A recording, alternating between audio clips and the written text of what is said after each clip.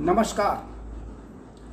Electrohomoeopathy के इस विशेष episode में मैं आपका प्यारा दोस्त बस्ती से डॉक्टर श्रीवास्तव। मेरा यूट्यूब चैनल पर सवाल आपके जवाब हमारे कार्यक्रम प्रसारित हुआ तो हमारे कई साथियों ने फ़ोन करके कहा कि सर आज विश्व होम्योपैथी दिवस है और इलेक्ट्रोहोम्योपैथी की बड़ी बहन आप होम्योपैथी को बताते हैं और आपने ऐसी एक पोस्ट भी डाली है, तो आज केवल और केवल होम्योपैथी और इलेक्ट्रोहोम्योपैथी के अंतर पे चर्चा कर लें।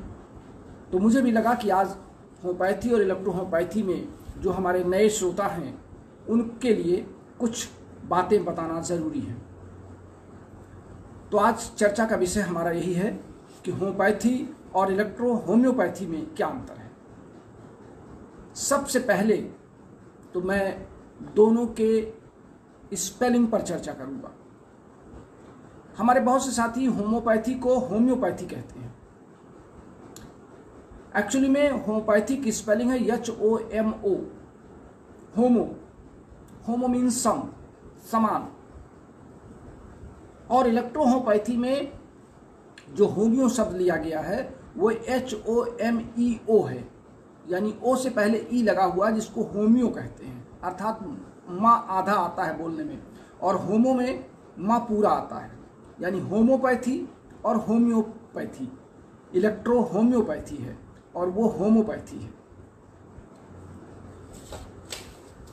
हम जब होम्योपैथी के बारे में बहुत गहनता से विचार करते हैं तो कहीं पर ये लिखा आता है समः समम शमयति, अर्थात समरूपता।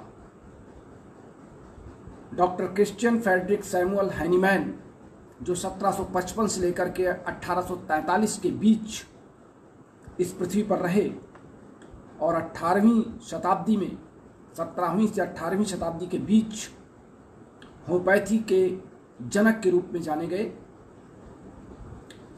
उनके अपने विश्लेषण, उनके अपने अनुभव विश्व जगत को एक वैकल्पिक चिकित्सा के रूप में होम्योपैथी का एक पुरस्कार कह सकते हैं चिकित्सा के क्षेत्र में सैमुअल हैनीमैन के द्वारा दिया गया, जिसे बाद में विश्व के अनेक देशों ने अपनाया और भारत सरकार ने इसे आयुष मंत्रालय के अंतर्गत रखा। हालांकि भारत में 1839 में होम्योपैथी का प्रवेश हुआ, लेकिन इसके प्रैक्टिशनर्स 1868 में देखे जाने लगे और लगभग हम ये मान के चलते हैं कि 200 साल पहले भारत में होम्योपैथी आई, जर्मनी से चल के। इलेक्ट्रोहोम्योपैथी डॉक्टर काउंट सीजर मैटी के शोध का परिणाम है।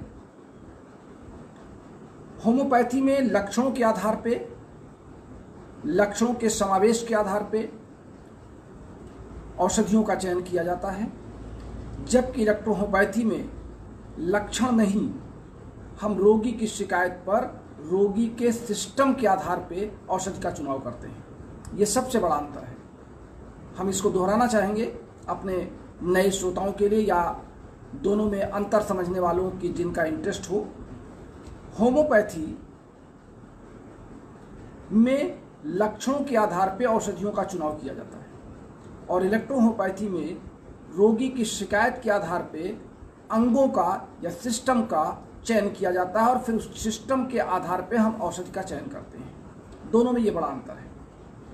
दूसरा अंतर, होम्योपैथी की औषधियाँ पौधों के द्वारा यानी प्लांट किंगडम के द्वारा, एनिमल किंगडम के द्वारा, साल्ट के द्वारा, मिनरल्स के द्वारा, विभिन्न प्रकार के एसिड के द्वारा बनाई जाती हैं, जबकि इलेक्ट्रोहोम्योपैथी की औषधियाँ विशुद्ध रूप से 115 पौधों से ही तैयार की जाती हैं और 115 पौधों की भी शर्त है कि जीवित पौधों की जीवित कोशिकाओं से तैयार की जाती हैं।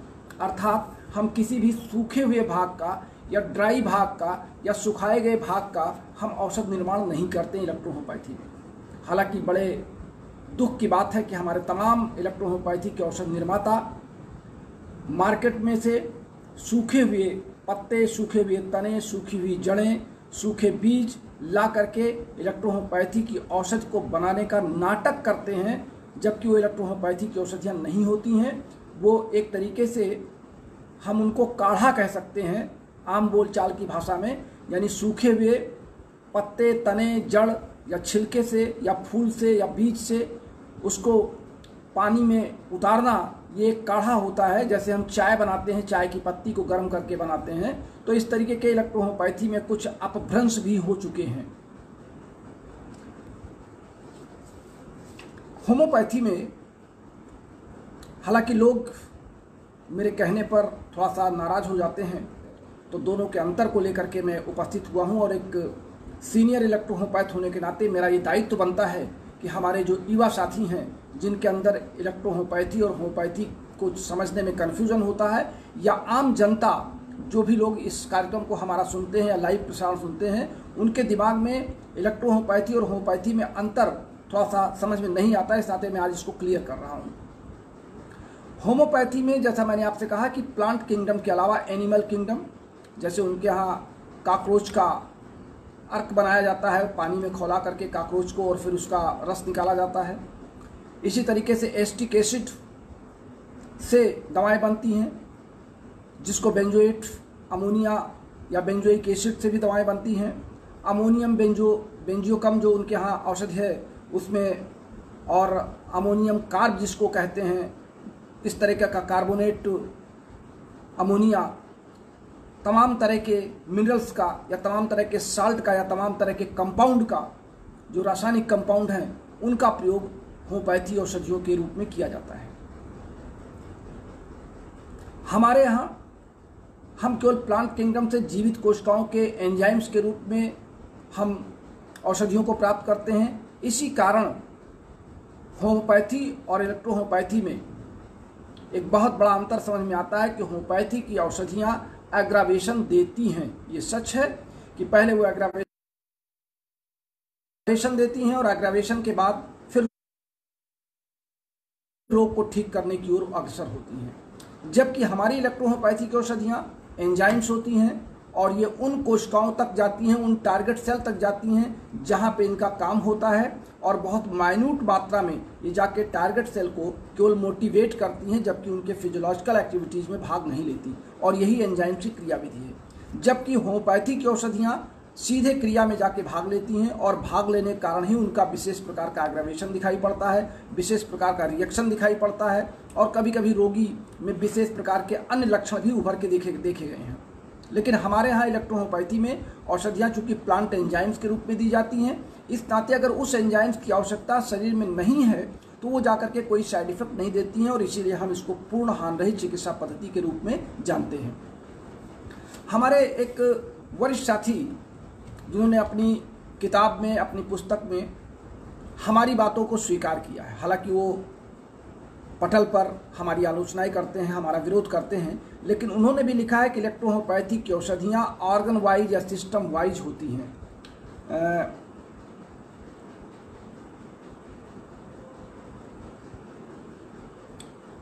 इन्होंने लिखा है कि medicine are provided on disease person on healthy body, drug can bring changes very minutely as negligibly. और फिर इन्होंने लिखा है कि इलेक्ट्रोहोम्योपैथी की औषधियाँ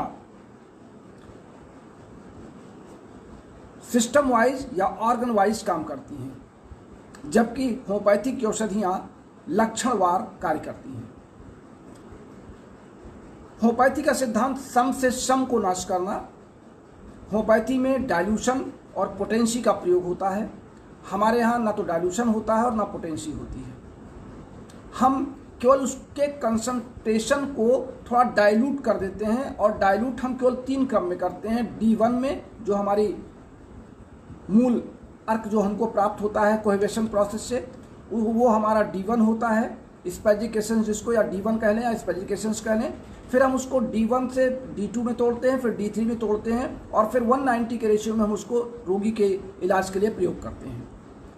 तो इलेक्ट्रोहोम्योपैथी की औषधियाँ न तो पोटेंसी से बनाई जाती हैं, न उनकी पोटेंसी होती है। हालांकि हमारे कई साथी, अभी एक साथी हमारे चर्चा में थे और उन्होंने कहा कि मैंने 200 ही पोटेंसी में दवा दिया तो हमारा रोगी ठीक हो गया। तो मुझे हंसी भी आई, क्योंकि इलेक्ट्रोहोम्योपैथी में पोटेंसी का कोई स्थान नहीं है।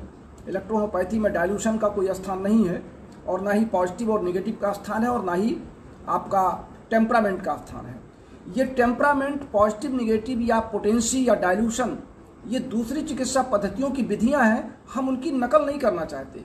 हम इलेक्ट्रोहोम्योपैथी में एक नए तरीके का सिद्धांत प्रतिपादित करके एक नए तरीके का प्रतिरूप हम सरकार के सामने रखना चाहते हैं। हम किसी की नकल करके उसकी फोटोकॉपी नहीं लेना चाहते। हम स्वयं एक तस्वीर बनाना चाहते हैं, स्वयं एक तस्वीर इलेक्ट्रोहोम्योपैथी की प्रस्तुत करना चाहते हैं, और वही प्रस्तुतिकरण भारत सरकार के लिए खाद का काम करेगा और हमारी मान्यता के लिए एक विशेष प्रमाण होगा। और इसीलिए हम इलेक्ट्रोहोम्योपैथी की चिकित्सा पद्धति को सबसे सस्ती, सरल, सुलभ, हानि रहित मानते हैं। तो आज मैं समझता हूं कि मेरे संक्षिप्त विवरण से, हालांकि बहुत से अंतर हैं होम्योपैथी और इलेक्ट्रोहोम्योपैथी में, अनेक किताबों ने इसका वर्णन भी किया है, अनेक लेखकों ने इसके बारे में विस्तार से बताया है। मैंने आज सिर्फ और सिर्फ संक्षिप्त में ये बताने का प्रयास किया है कि होम्योपैथी में औषधियों की संख्या अनिश्चित है, अनगिनत है। उनकी दवाओं की संख्या हम अपने डिस्पेंसिंग में करते समय नहीं रख सकते हैं या उतना भंडार नहीं कर सकते हैं। हमारे इलेक्ट्रोहोम्योपैथी की औषधियाँ मात्र 38 औषधियाँ हैं, जिनको कंपाउंड अगर मिला लें तो 68 औषधियाँ या 70 या जो भी हम कंपाउंड बना लें, लेकिन मूल औषधियाँ हमारी 38 हैं, जिसमें 5 इलेक्ट्रिसिटीज हमारी हैं। तो हमारी कम औषधियाँ हैं। कम औषधियों के चलते हम सिस्टम वार इसको सुलभता से, आसानी से जज कर लेते हैं, और हमें निकाल लेते हैं कि हमको किस सिस्टम में किस औषध की आवश्यकता है, और उस हिसाब से रोगी को हम देना आरंभ करते हैं। कभी कभी क्या होता है कि इलेक्ट्रोहोम्योपैथी के रोगियों में हमारे तमाम चिकित्सक इस बात की चर्चा करते हैं कि पहले रोग बहुत जल्दी ठीक होता है और फिर कुछ दिन बाद रोग में उतनी अच्छी कामयाबी नहीं मिलती है, और फिर धीरे धीरे रोगी कहता है कि सर अब कम लाभ मिल रहा है, और कुछ दिन बाद फिर रोगी कहता है कि सर मैं बिल्कुल ठीक हो गया। अब इसकी जो जटिलता है, हम उस पर कुछ हल्की सी चर्चा कर लें, हालांकि मैंने इसके बारे में कई बार चर्चा किया है। दरअसल इलेक्ट्रोहोम्योपैथी की औषधियाँ जीवित कोशिकाओं की एंडो एंजाइम्स हैं। एंडो एंजाइम्स जब आवश्यकता होती तभी कोशिकाएं निर्मित करती हैं। तो जब हम एंडो एंजाइम्स को एज ए मेडिसिन यूज करते हैं अपने बॉडी में, तो हमारे शरीर में जब इनकी तीव्र आवश्यकता होती है तो ये जाकर के पहले अटैक करती हैं, उस फिजियोलॉजिकल एक्टिविटीज़ को मोटिवेट करने के लिए, उसको प्रेरित करने के लिए ये तीव्रता से कार्य करती हैं, और तब हमारे रोगी का जो रोग है वो लगता है कि क्योर हो रहा है। लेकिन रोग शरीर से जाता नहीं है, क्योंकि वो अस्थायी परिवर्तन है ब्लड या लिम्फ पे होने वाला, जिसको दूर होने में थोड़ा समय लगता है। तो पहले तेजी से काम होता है, फिर बाद में वो धीरे धीरे न्यूट्रलाइज होने तक लगता है कि अब दवा कम काम कर रही है, या रोगी को लगता है कि हमको पहले से बेहतर लाभ नहीं हो रहा है। लेकिन जब वो दवा स्थायी अपना बना लेती है, उन कोशिकाओं तक अपना संपर्क स्थापित कर लेती है टारगेट सेल तक, तो फिर वही लाभ 15 दिन, 20 दिन या 1 महीने बाद हमको बिल्कुल परफेक्ट दिखाई पड़ता है। और रोगी, कभी कभी ऐसा भी होता है कि रोगी आपके यहाँ नहीं आया, 1 महीने 2 महीने नहीं आया, और तीसरे महीने आपको दिखाई पड़ा, आपने कहा भाई आप दवा लेने नहीं आए, क्या दवा काम नहीं की या आपने डॉक्टर बदल दिया? तो रोगी कहता है हंसते हुए, अरे सर मैं तो ठीक हो गया। इसका तात्पर्य जानते हैं कि वही जो एंजाइम्स पहले बहुत तेजी से काम करती है, वो कुछ समय तक बॉडी के टेम्परेचर पे जाके अपने आप को न्यूट्रलाइज कर देती है, और फिर पूरे सिस्टम में वो फैल करके उस पूरे सिस्टम को कवर करने के बाद फिर वो अपना प्रभाव तेजी से दिखा करके बाद में उस रोग से रोगी को मुक्त कर देती है, और रोगी आपका ठीक हो जाता है। तो कभी कभी लॉन्ग ड्यूरेशन में हमको हताश और निराश होने की ज़रूरत नहीं है। कुछ ऐसे केस होते हैं जहाँ पे मानसिक रोगों से संबंधित या नर्वस सिस्टम संबंधित है, या कैंसर से रोग संबंधित है, या HIV के रोगी हैं, या हीमोफीलिया के रोगी हैं। इन रोगों में हमको लॉन्ग ड्यूरेशन की दवा चलानी पड़ती है, लगभग 3 से 6 महीने तक या 9 महीने तक, या कभी कभी 1 वर्ष तक दवाएं हमको चलानी पड़ती हैं। और रोगी को ये कॉन्फिडेंस में रखना पड़ता है कि आप हताश और निराश न हो, हम आपको ठीक करने का पूरा प्रयास करेंगे। हाँ, आज मैं विश्व होम्योपैथी दिवस के दिन एक बार पुनः आपको याद दिलाता हूँ कि कोई भी चिकित्सक के रूप में कार्य करे, न कि ठेकेदार के रूप में। आप बड़े बड़े बैनर ये लगा के दावा मत कीजिए कि हमारे यहाँ गारंटी से ये रोग ठीक किया जाता है। गारंटी शब्द का इस्तेमाल चिकित्सक नहीं करता है। इसलिए मैं आपको सलाह देता हूँ कि आप एक चिकित्सक के रूप में ईश्वर के दूसरे अवतार हैं। आप कहें कि मैं पूरा प्रयास कर रहा हूँ, शेष कार्य हमारे साथ ईश्वर का लगा हुआ है, हम पूरा प्रयास करेंगे कि आप ठीक हो जाएं, स्वस्थ हो जाएं। रोगी के साथ सहानुभूतिपूर्वक, प्रेम पूर्वक, उसके अभिभावक के साथ भी आपकी सहानुभूति होनी चाहिए। और औषध देते समय रोगी के शारीरिक संरचना, उसकी उम्र, उसके शरीर के वजन के आधार पर दवाओं का चयन करिए, दवाओं का डोज तय करिए और रोगी के साथ फुल कॉन्फिडेंस के साथ, सद्व्यवहार के साथ आप अपना सभ्य आचरण करें। इन्हीं शुभकामनाओं के साथ आज आपका ये प्यारा दोस्त डॉक्टर श्रीवास्तव आपसे विदा लेता है। फिर मिलेंगे। और हाँ, चलते चलाते आपसे निवेदन है कि अगर आपके अच्छे सवाल हुआ करें तो कृपया आप हमारे YouTube के सवाल आपके जवाब हमारे कार्यक्रम जरूर लाइक किया करें, जरूर सुना करें। हम लगभग प्रत्येक रविवार को आपके सवालों के जवाब देते हैं। एक सप्ताह के अंदर जो आपके सवाल आते हैं, हम उन सवालों को, जो अच्छे सवाल होते हैं, उनको हम कवर करके जवाब देने का प्रयास करते हैं। तो बस आज के लिए इतना ही।